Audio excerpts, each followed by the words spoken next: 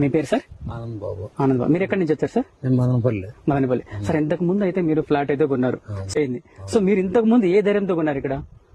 ఈ డెవలప్మెంట్ ఇది చూసి ఫ్యూచర్ లో ఖచ్చితంగా ఇంప్రూవ్మెంట్ అయితే ఉంటాయి, మంచి రిటర్న్స్ అయితే ఉంటాయని ఎక్స్పెక్ట్ చేశాను.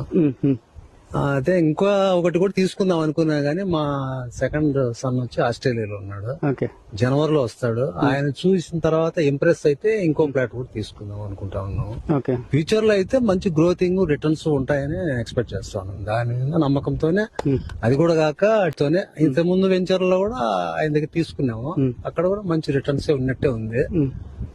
ఆయన మీద హోప్ పెట్టుకొని ఇక్కడ తీసుకోవడం జరిగింది. ఒకసారి ముఖ్యంగా చూసుకున్నట్లయితే పద్దెల మాట చద్ది మూట అంటారు. మీరు నిజంగానే ఫ్యూచర్ అయితే ఆలోచించారు.